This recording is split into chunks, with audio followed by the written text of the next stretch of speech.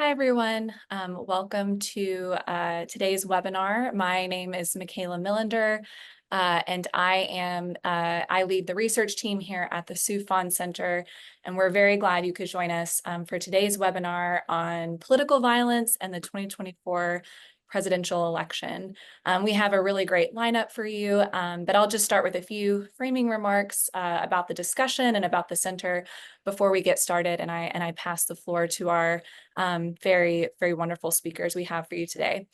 So the Soufan Center is a think tank that focuses on global security issues around the world. We produce research, including our daily intel briefs, as well as long-form research. And we also host two different conferences, one called the Global Security Forum, and the other, the Global Summit on Terrorism and Political Violence. And this conversation today stems out of our summit that we had a month ago on political violence and terrorism. Each of our speakers today joined us for that conversation, and this discussion is really a continuation of some of the conversations that began at the summit. And today is in the context of the fact that we have an election in less than a week, and I know many people are interested in the topic of what could happen as a result of the election in terms of political violence and social polarization, which I know our discussion will get into a little bit today. And I know that a big part of the lead up to this election has dealt with different forms of increases in political violence, the spread of disinformation, increased activities by extremist groups and militia groups, as well as concerns over state interference or activity. And so I know that our panelists will get into some more of that and sort of what the outlook or outcomes may be depending on the situation with the election in a week. So I'm going to stop talking and pass it over to our senior research fellow, Dr. Colin Clarke, who will be moderating this conversation, and pass the floor to him so that we can get the discussion started. Thanks so much, Michaela, and thanks for everybody joining us today from wherever you are. I know there's great interest in the upcoming election and what the implications are, not only for our democracy, but for security in this country. So without further ado, let me introduce our all-star lineup of panelists, and we'll jump right in to the webinar. We have Mr. Brian Jenkins, Senior Advisor to the President, RAND Corporation. Anybody that's been studying terrorism or political violence knows Brian, who's really a legend in this field. We've got Dr. Julia Ebner, leader of the Violent Extremism Lab, the University of Oxford. Dr. Michael Kenney, director of the Matthew B. Ridgway Center and professor of international affairs, the University of Pittsburgh, my alma mater, I might mention. And Mr. Jacob Ware, research fellow at the Council on Foreign Relations. So really a kind of who's who of experts in the field to help us break down and assess some of the trends we're seeing and to kind of look beyond the horizon into our crystal balls and see what the upcoming election portends. So I would like to start with Brian. And at our September counterterrorism conference, we had some of Brian's research on display looking at security and election violence. And so, Brian, given that so many Americans believe that violence is warranted to, quote unquote, save the country, how likely are we to see political violence in the lead up to, during, and after November 5th? And what might the scale and intensity look like? Well, look, we've already seen violence associated with this election. There have been, the two attempts on former President Trump's life. There have been a number of smaller incidents, protesters, violent protesters that were arrested, only a handful, at the political convention. The FBI uncovered a plot recently by an individual inspired by Islamic State ideology to carry out a shooting on election day. So the violence is there. Whether that will spiral into, a Category 5 cataclysmic hurricane, or whether it will be, some passing tropical thunderstorms, that we don't know yet. And also we have to keep in mind here that it is not as if we know that someone is planning to carry out violent attacks on election day or after. Rather, we're looking at in many cases, notions of intimidation. That is where there will be threats of violence. We've already seen a dramatic surge in threats of violence against political officials, candidates, election workers at all levels. But more an intimidation strategy, whereby the assemblage of protesters, possibly armed people, will be looking to force either possibly take over the counting of the ballots, or force state legislatures to certify or not certify elections. So we have to keep in mind threats as of violence, as well as the violence itself. It sounds like the potential for intimidation and violence at multiple phases along the way, which I think is extremely troubling, to say the least. I'd like to turn to Jacob, and one of the things that we've seen, at least the rhetoric so far in the presidential campaign, a lot of it has focused on the so-called Great Replacement theory. Could you educate our audience on what the Great Replacement theory is, and are you concerned about Great Replacement related violence? Well, thank you so much, Colin, for having us. It's such an honor to be here, such an honor to share the stage, share the panel with these great speakers. I second, first of all, everything that Dr. Jenkins already said. I think the chance of election violence is relatively high. Now, it's important to note that doesn't mean there's an existential threat. We assume here in the United States that the baseline for election violence is 0, and that's just not the case. When you look back at the last 3 elections, at least, you'll see obviously January 6th, but of course the 2022 midterms brought the assassination attempt on the Speaker of the House, which involved an assailant entering her home, almost killing her husband. And during the 2018 midterm, we saw no fewer than 4 far-right terrorist attacks in the 10 days leading up to that election. We have persevered. We've been resilient to that in the past. So it's important to have that context, I think.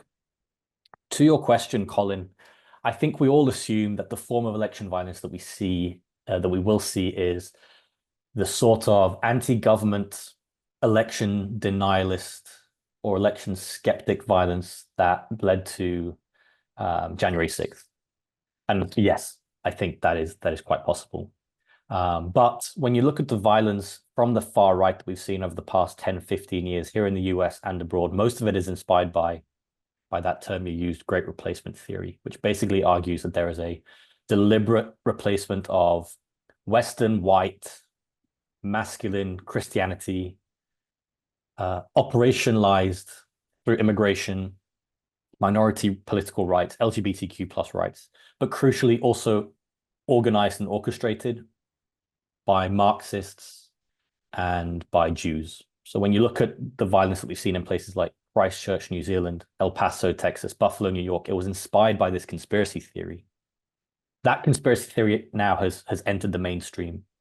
For the listeners, all you have to do is go look at Elon Musk's Twitter feed over the last few weeks, and you will see a litany of accusations that Democrats are importing voters to legalizing them to create a one-party state in order to steal the election. It's the exact same language that was used by the deadliest domestic terrorist in US history since 1995, and that is the gunman who killed 23 people at an El Paso Walmart. I'll also point out one of the most significant acts of political violence around elections that we've seen in the past few years was in your city, Colin, in Pittsburgh in October 2018, when somebody motivated by reports of a migrant caravan opened fire at a synagogue and killed several people. I worry tremendously that if we're in a scenario where, especially the Democratic candidate wins, prominent figures on the political right have already spotlighted a community that we're supposed to blame. That community is minority communities around the country. And we have seen the Great Replacement theory is incredibly dangerous, very lethal. And I do not think we should be surprised if we see an act of violence like what happened in Pittsburgh or like what happened in El Paso in response to a disappointing election result for the far right. It's extremely grim, but I don't disagree with anything that you're saying. And we've even seen some speakers trying to make light of the Great Replacement theory as if it were not only common sense, but something that wasn't nefarious. Something that you said really struck me, and it was that the Great Replacement theory, these conversations have now entered the mainstream. Julia, you wrote the book on this, Going Mainstream. Can you give us and our audience a little bit of background of how did we get here? I mean, just to give you a little bit of a background, I'm in my mid-40s, and growing up my whole life, never really being a political person, elections were boring. And I guess I kind of missed that in some ways. What's changed where we're now having these discussions, these very serious discussions with some of the leading scholars and experts on terrorism and political violence around our own democracy? Yeah, thank you so much also for having me on this important panel at this really important time. I would say various things have, of course, changed in the last few years. Especially, we've seen a rise of far-right conspiracy myths, also some of the more fluid ideologies or ideologically fluid conspiracy myths like QAnon, as well as other extremist narratives that have entered the mainstream, both in terms of public discourse being normalized and legitimized, but also in terms of actually high-profile politicians making reference to them, flirting with some of these ideas.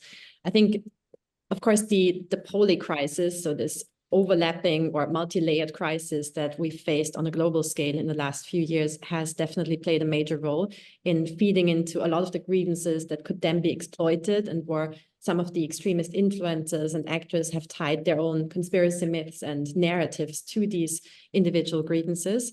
Of course, the COVID pandemic has given a whole new audience to some of these conspiracy myths, and has really rapidly increased the reach of conspiracy myths such as QAnon, but also the Great Replacement idea, and also some of the misogynist narratives and ideas coming from the manosphere and from the more, even the incel space. So we've definitely seen an explosion of some of these ideas that used to be very much on the fringes of society and I remember writing my previous book, Going Dark, and having to go into hidden channels with undercover identities. And I would say now this is no longer necessarily the case, because you very easily come across these conspiracy myths just on X, and even people like Elon Musk, or even people like obviously Donald Trump, or Tucker Carlson have been feeding into some of these ideas. For example, this idea of an inevitable civil war, or ideas of the Great Replacement, which was already mentioned by Jacob, but also QAnon and this betrayal by the global elites, or this supposedly really dangerous cabal of global elites that is trying to basically make use of different crises to benefit from them, or that is drinking, or the elites that are supposedly drinking the blood of young children to stay young. All of these ideas are extremely absurd in a way, but we've seen a lot of them really get more and more into the mainstream. So my book was also an investigation of how this happened. And I would say that there are several dynamics that have played into this. As I said, the very skillful exploitation of different grievances, and every single crisis, COVID, but also the economic crisis and living cost crisis, and then of course the security crisis with wars in the Middle East and in Ukraine, going on. All of these different crises have again opened another cognitive window, or provided another window of opportunity for some of these actors to spread their ideas to new audiences that face new frustrations, new fears, new very deep emotions that they can tie it to. And that has been occurring in parallel with, of course, more sophisticated means to spread these ideas on social media, but also using AI, for example, to manipulate content, including even deepfakes of images, or using this idea of deepfakes actually being used by politicians or by the so-called mainstream media to convey a wrong impression of what's actually going on. So this is also used by conspiracy theorists, this idea that actually to basically undermine trust in the institutions and in journalists and both established journalists and centrist politicians, to blame them or to basically accuse them of manipulating content and, for example, create the impression that not just COVID was a pure invention, but also Ukraine is not actually happening, or it's happening in a very different way. And the same is now true with the ongoing crisis in the Middle East, where there's a lot of disinformation that further feeds into some of these broader conspiracy myths. So I would say all of that has really increased also polarization, especially in the context of the US in the run-up to the elections. And we see a huge potential of also election fraud narratives, which were already a major driver, of course, of political violence last time, to play, again, a big role in mobilizing people. But also, as both Brian and Jacob mentioned, other forms of drivers and other forms of violence can be expected, whether that's on the Islamist extremist side, who might just see this as a very strategic rallying point to further exacerbate chaos and further feed into existing tensions, or whether that's far-right extremists who then try to scapegoat minority communities for what's happening in the US, or who just have to find a channel for their anger after the election outcomes might announce, or after the election results might show that that the Democrats won. I think that is indeed a very dangerous scenario. But yeah, I think there are all types of violence that might be at least within the sphere of what's possible and what's to be expected. Thank you. And I think, you made a lot of really interesting points there.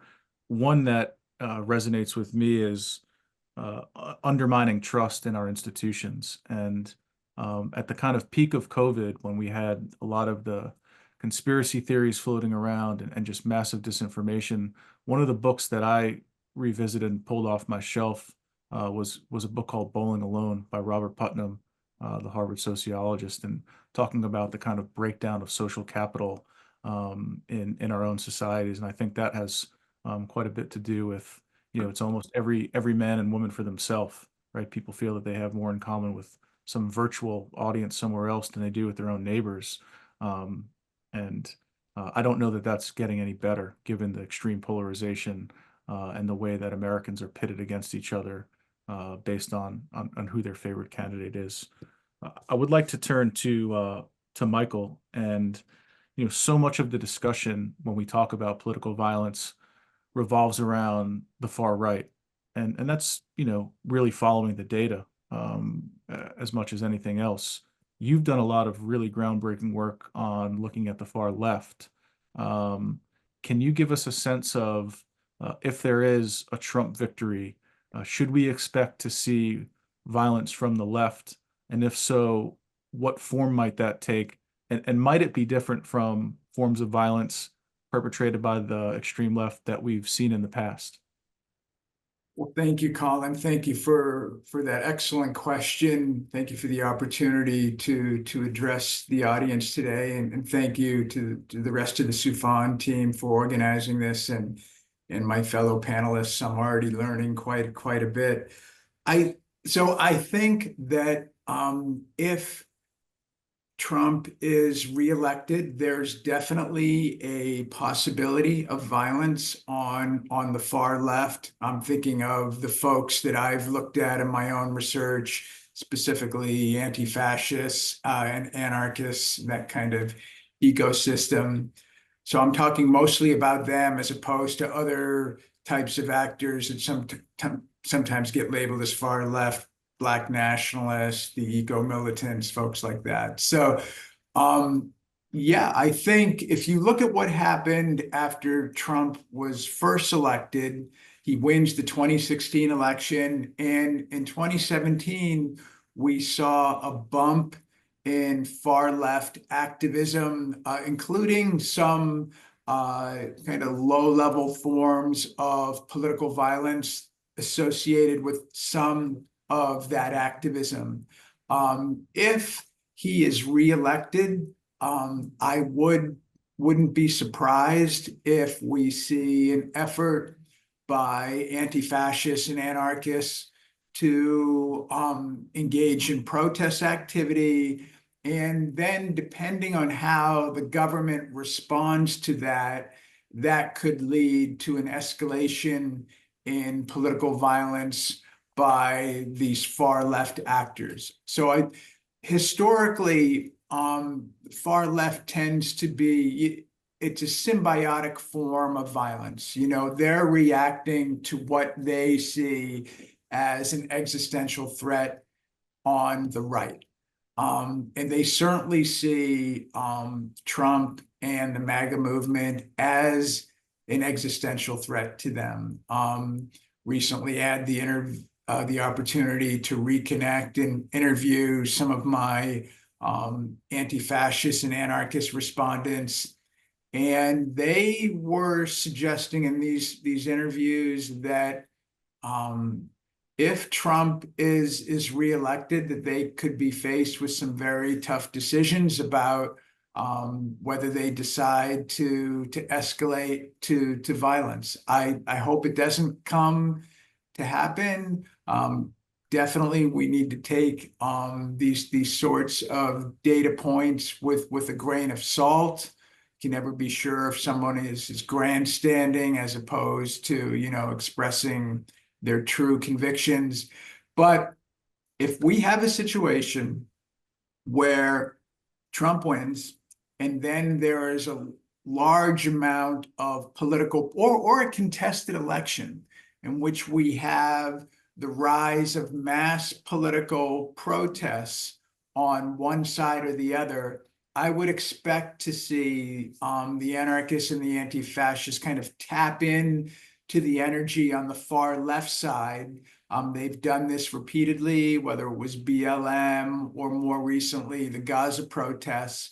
And within those larger protests, within those larger movements, they tend to engage in more extreme forms of direct action, including violence. So that's, and then if a new Trump administration decides, okay, as they are promising to do in the campaign, we are going to go after these enemies, we're going to go after these communists, we're going to wipe them out, then that's when I would expect to see a ratcheting up of violence by the anarchists, by the anti-fascists who feel at that point that they have no choice but to do so. I'm glad you mentioned that, because I'm a big believer, whether it's really anyone, you know, we often perform mental gymnastics trying to find out the meaning of certain things. I'm a big believer at taking people at their word. When jihadists say that they're going to attack, they do.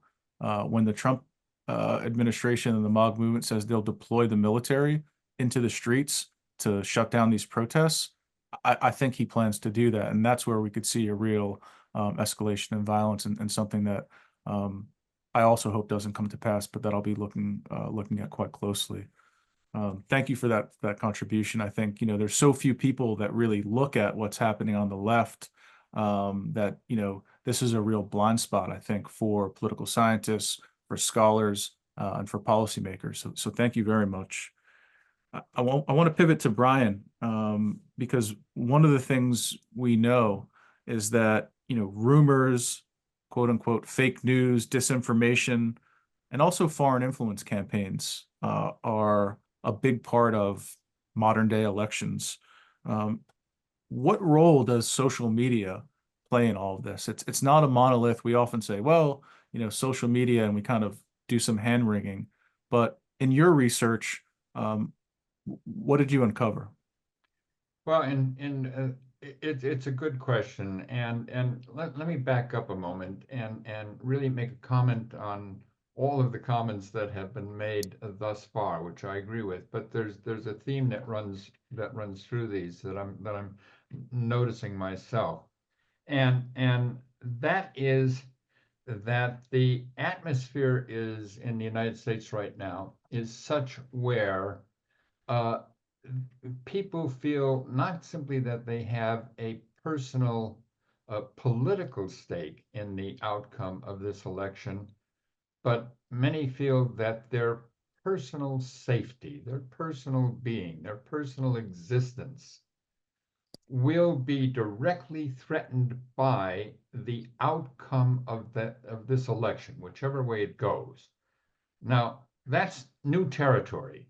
That's really new territory for the United States. I mean, we've always had hard-fought elections, but relatively few of us felt that our personal safety to the point where people are talking about leaving the country, people are talking about moving to safer spaces within the country.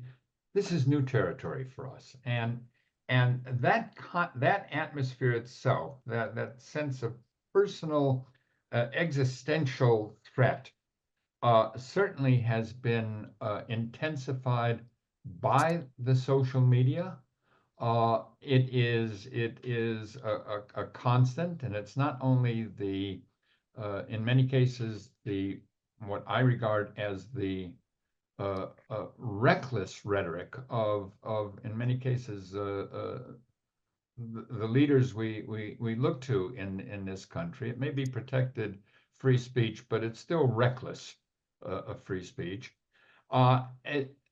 Certainly that has contributed to it. We have unprecedented, I think unprecedented intervention by foreign information operations in terms of propelling that, and not necessarily in some cases favoring one candidate or another, but in most cases not caring about which candidate, but just in terms of turbocharging the messages at both extremes as a way of weakening the United States. So that is a role of social media. And then where it becomes a concern, and people here again, my colleagues on the panel here have mentioned protest confrontations and the hell is that? Anyway, have mentioned confrontations and protests, and the point is not that we're calling those protests necessarily violent, but when protests turn into confrontations, or when an incident occurs, or a fake incident occurs somewhere in the world, in the country, that social media will propel that, will expand that, and we can see a local incident spiral into a national crisis, and so that's the contribution of social media. Thank you. I think that's a really important point too. And as Americans, our right to protest and to demonstrate is one I think that we all hold dear. It's when those protests then devolve into violence where we have the issue. I want to encourage the audience to submit questions. You can submit them through the chat function, and our panelists will be able to answer them. I have a rather hard question that I've saved for Jacob. So I want to turn to you briefly. We talk a lot about the problems and the symptoms of this disease. What can the U.S. government realistically do to prepare for what might be just over the horizon? Great question, Colin. I'm sad you saved that one for me. I'm actually going to ask Dr. Jenkins to weigh in if he's willing as well, because I know he wrote a big report about this. I wrote a report as well in April in my organization about preventing US election violence. Obviously, my recommendations were not good enough because we we failed to accomplish that. But here's the really bad news that came out of my report as I was trying to make recommendations. My feeling is that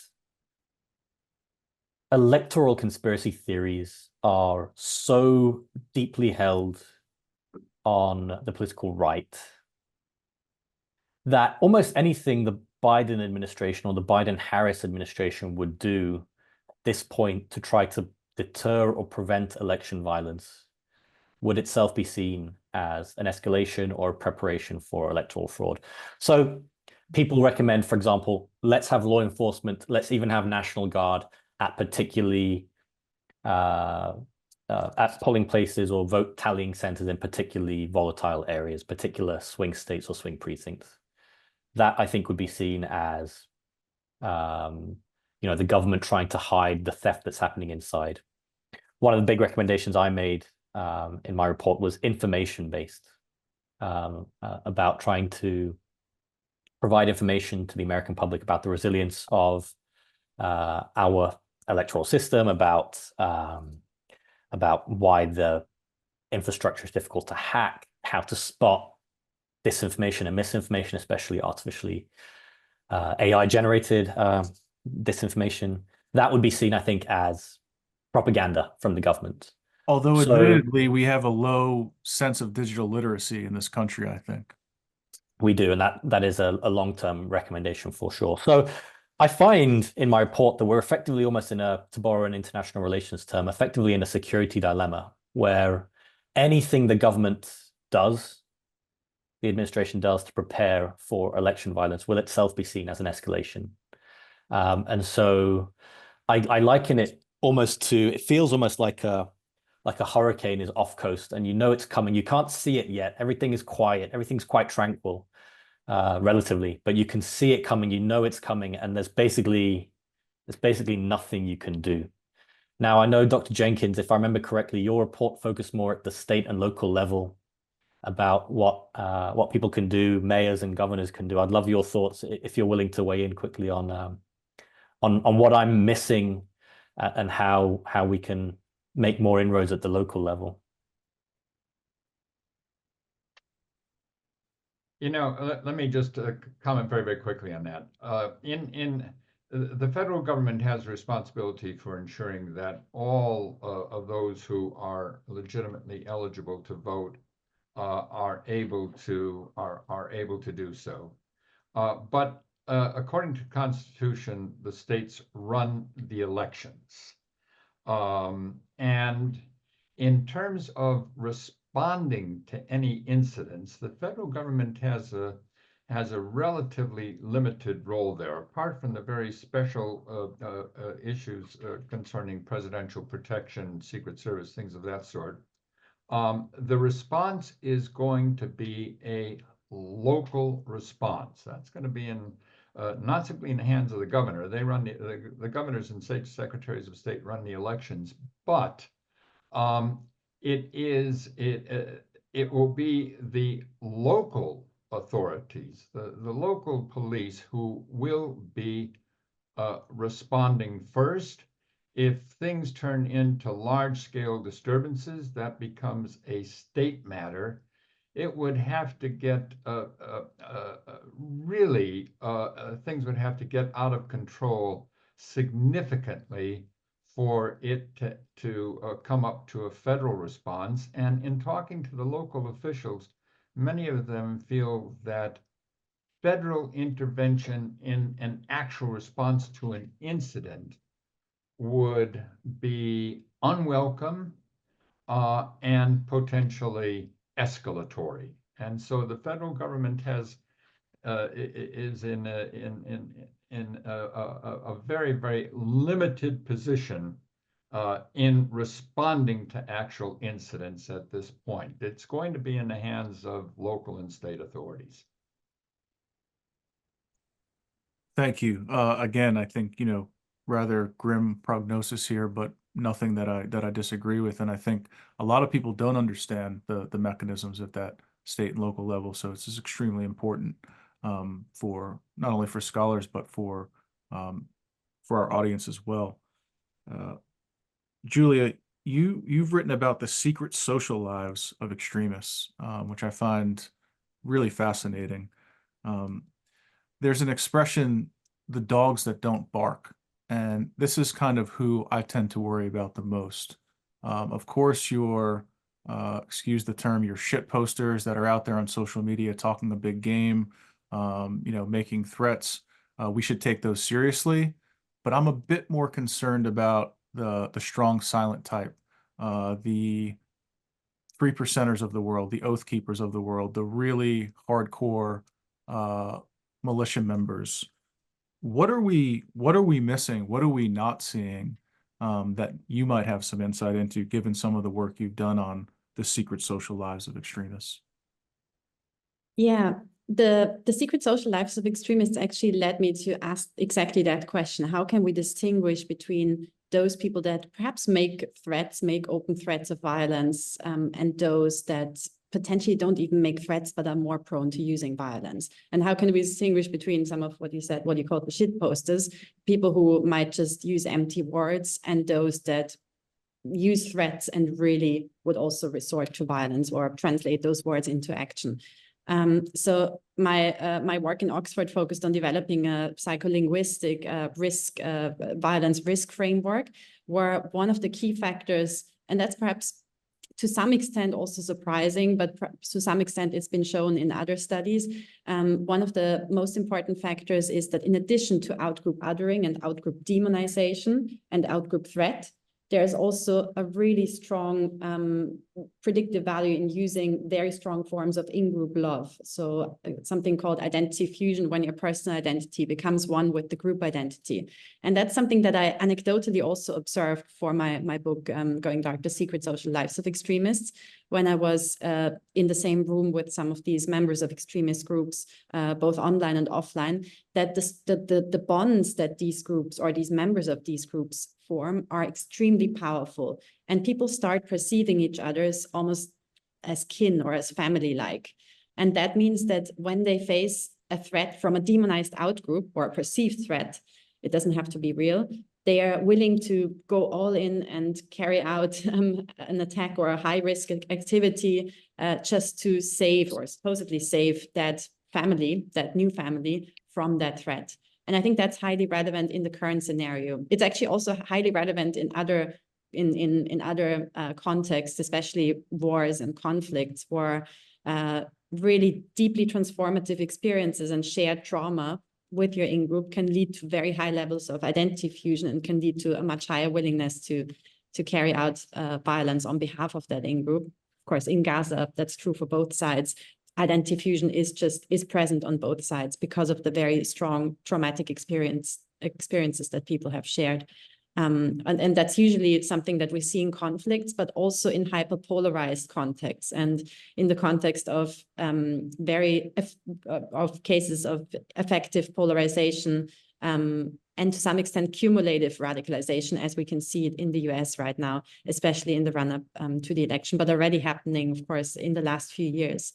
And Trump is playing to some extent into that strong love for the in-group, and also and this very strong bonding, and using sometimes references to shared suffering, and even using that term, when he first used that term, of course, in a bit of a satirical way, but used the term deplorables, based on, I think initially Hillary Clinton had used it. But that became the term of the alt-right and the term of the Trump campaigners. It made them into martyrs in some ways. Exactly, yes. And it also created this idea of we are this shared victimhood idea, which of course he plays with in multiple ways. But there are also several other instances where there is a combination of not just outgroup othering, but also this very strong sense of in-group love, in-group loyalty. And that can be, I think that can be quite a powerful combination, and something that is potentially also dangerous, because it does mobilize people to not just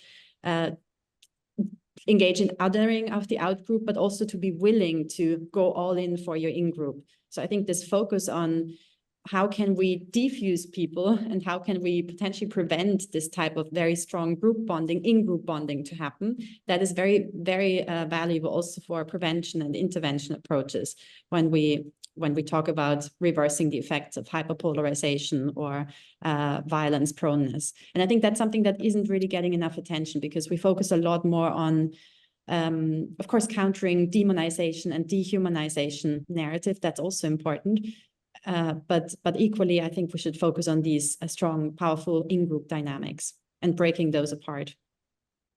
Really important, and I totally agree with you. We've reached a point in the webinar where we're going to work through some of the questions from the audience that they've submitted. And so I want to start with Michael, because this is kind of the flip side of the coin of what I had initially asked you. I had initially asked if Trump wins, might we see violence from the far left? We have a question from one of the audience members who says, there's a lot of serious and warranted concern surrounding far-right violent extremist response to a Trump electoral loss. Are there any thoughts about how a potential Trump victory could embolden far-right violent extremists, given the sheer volume of rhetoric promoting the Great Replacement theory and other demonizing narratives, many of which Julia just referenced, targeting Americans that have emanated from the Trump campaign and its allies? I think that's a great question, and I agree with the sentiment expressed in it. I do believe that if Trump wins, we could also see more violence on the far right. We saw this during his first administration.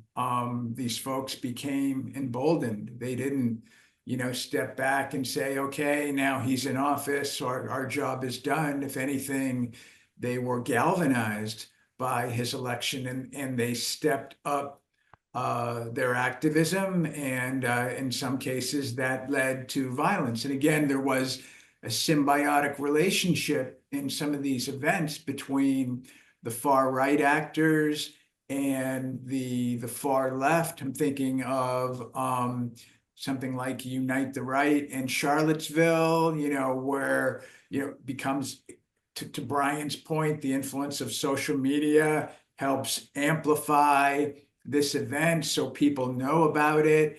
They gravitate to it, both folks on the far right and the far left. It leads to confrontations at the event. Maybe it starts with shouting, finger pointing, quickly escalates to pushing, fisticuffs. And then depending on whether or not people are carrying weapons, it can very quickly escalate further from there, or just somebody jumping in their car and deciding to run over a group of leftist activists as occurred and actually killed someone. Heather Heyer was killed at that event. So yes, I do think that if Trump is reelected, we are very likely to see an emboldened far right. It's going to lead to increased activity. And again, if you have other political actors that are viewing the far right as an existential threat to pluralistic democracy in America, then we might expect to see, a political response to that. And once these groups meet up, get together, yes, it can escalate to political violence. Absolutely. Hey, Colin, could I just jump in and please do a minute-long war game that I find truly terrifying, which is President Trump wins election having promised a remigration, right? He's promised the largest deportation campaign in US history. And to attack the enemy within. Yes. Yeah. That all proves impossible for, I don't know, bureaucratic or legal reasons. And because of a dog whistle or because of some kind of mutual understanding, paramilitary groups and those strong but silent lone actors all around our country decide that they have to take it into their own hands and conduct that remigration, that deportation on their own. They have the capability to do it because of firearms in our country. And also, we've spoken about the ideology mainstream. We haven't really spoken about the violence mainstreaming. I think that's the impact really of the Unite the Right rally that Michael just mentioned, is the concept of violence has been normalized. That I think is an incredibly frightening scenario. People all around the country deciding, you know what, both the ideology and violence that we want to visit upon these communities has been normalized. Let's do it. I think you're right. I mean, as a country that's essentially normalized school shootings, on some level, we become numb to violence, whether it's politically motivated or otherwise. And a pretty terrifying war game scenario there, but one that's not implausible whatsoever. We've got a question I'd like to ask Brian from Tom O'Connor. And he says, do you see the potential for IRA-style violence from either the right or the left? And what he means by that is targeting the opposition government apparatus, which we've seen somewhat already. And I know Jacob's done some work on that. But Brian, given your broad experience and vast knowledge of where we were and where we've come from, is that a possibility? I think it is. You know, a surprising number of American people, at least surprising to me, depressingly so, is that nearly half of the people in the United States believe that we will see a civil war in the United States in their lifetime. When we talk about civil war, I think we can put aside the historical model of blue versus gray, of formal succession, of formal warfare. But if many of our veterans who have been in places in the Middle East and Afghanistan, or earlier than that, in places like the Balkans, or even going back further to the first generation of scholars and analysts who looked at these terrorist campaigns in Europe, and including the IRA campaign, what is striking about it is how very, very quickly an apparently peaceful society can turn into savage internal conflict. And it's not the kind of again necessarily organized conflict of battlefronts and things of that sort. It is this kind of vicious social, cultural, political warfare among segments of society, where subgroups, extremists on both sides, begin to start carrying out retaliatory attacks on the other side. And once that becomes embedded in society, then, as we have seen, whether it's the civil war in Lebanon, or whether it's the troubles in Northern Ireland, or whether it's the battles in the Balkans, that can have an extremely long tail that can go on for years and years, and in many parts of the world has continued for decades. So the notion that we make it through one election cycle and can breathe a sigh of relief, that I don't think is realistic. I think that it has taken us years to get into this extreme polarization, and if things even begin to bend as opposed to continue down that path of increasing violence, it will take us years to get out of this. This will have a very long tail. So small sigh of relief on November 5th, Election Day. Small sigh of relief if we make it through without a great deal of violence and tearing each other apart by the inauguration. But we're going to be looking at this issue, the consequences of normalization of this kind of violent rhetoric, threats, and violence itself for years to come, sadly. Concur. And I think, what makes the United States somewhat unique in this respect is just the ease of availability of some of the most high-tech weaponry on Earth. And so that also gives me quite a bit of consternation. I want to ask Julia, we have a question from Stephen Ray, who asks, what is the potential for an attack on the scale of something like January 6th? Might this be a realistic scenario, or is low-level yet widespread violence more likely? Yeah, it's a good question.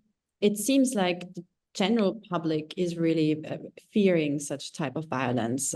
As I think was mentioned before, 40% of people believe that there will be violence on whichever side, but whoever wins, but basically to try and overturn the election results. And I think something on the scale of January 6th is not inconceivable. I think it would probably not be the exact same type of attack, and I don't think the target would be the same. I don't think the circumstances would be exactly the same, but I do think that there will be, especially if Trump doesn't win, I do think that he himself, but also some of the major political influencers that are on the pro-Trump side might with their rhetoric, might further embolden such attempts to overturn the election results and feed further into election fraud narratives, especially also given that the results will most likely be a very close tie. And I think that will also further feed into potential election fraud narratives, conspiracy myths, and the exploitation of the frustrations around that. I think that can really quickly escalate into something major. How likely that is I think really hard to predict, but I do think it's definitely imaginable, and I would say most likely it will be at a different, it will hit a different target, and I do very much hope that all the authorities and security services are prepared for all the potential symbolic targets, but also other slightly lower scale targets that could be hit. And I do think obviously the media, but democratic institutions and politicians could be potential targets, but equally even just election workers and people who work perhaps in fields where that's not yet necessarily anticipated or where that's not expected. I think it could also hit unexpected targets. Now, all great points, and I think when we kind of grapple with the threat landscape, one of the things that, where my assessments have been off in the past is I've been overconfident in how well prepared we are to deal with specific scenarios, whether that's a global pandemic or violence at the Capitol. And so I do hope that we are prepared. I have a question from Javad Ali, a well-known national security thought leader. And I want to ask Michael, since in your comments earlier, you talked about a little bit about some of the protests on the left surrounding the war in Gaza and the conflict in the Middle East. So I'll start with Michael, but for anyone else, other panelists that want to get into this, please do. And the question is, what impact, if any, will the ongoing Israeli campaigns against Hamas and now Hezbollah affect the domestic threat landscape in the run-up to the elections over the next week? Yeah, over the next week, tough. It's a great question. When last spring, when the protests were much larger, you definitely saw anti-fascist anarchists participating, trying to amplify these responses. This continued over the summer when students left and the anarchists were continuing protests at different campuses. We saw some of this. Right now, like the election is so close next week, I don't see a huge impact. Obviously, the tragedy of what's happening over there continues to get worse and worse. Definitely not trying to downplay that at all. I just don't see over these next few days a major attempt to tap into that beyond what's already happened. Yeah, I largely agree with that. We're coming to the closing moments of the webinar, but let me offer Brian or Jacob, Julia, if you want to weigh in very briefly on that same question, or to extend it. Do we see something on the kind of back end of this? Very, very, very quickly, you know, I mentioned previously that we have this thing called the threat matrix, where an attempt is made to take all of the various threats that we confront and sort them out in an orderly way based upon intentions and capabilities.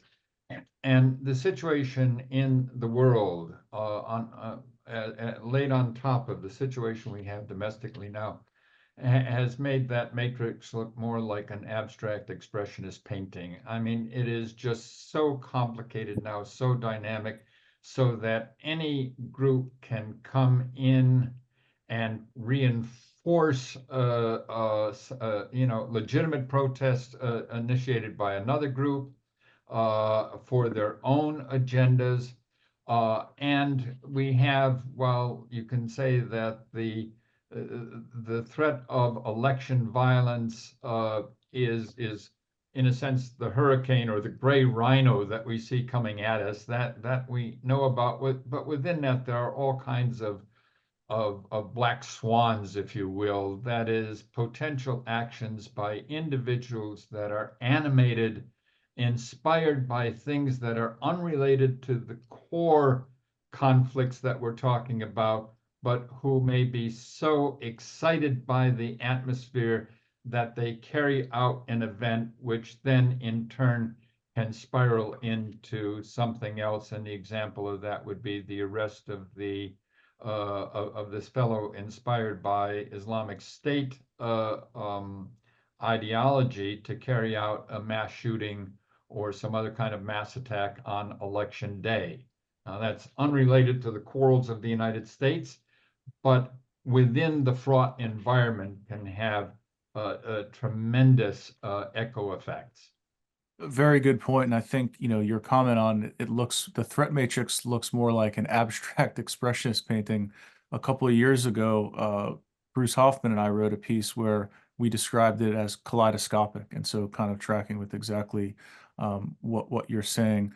Sadly, we will have to leave it there. I do want to thank the panelists.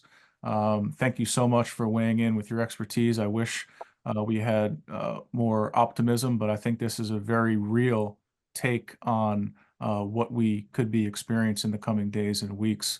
I'd like to thank my colleagues at the Soufan Center for all their help in putting this together.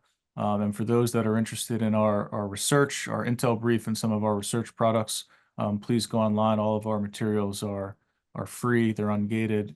You can access them. So from the Soufan Center, from my fellow panelists, thank you so much.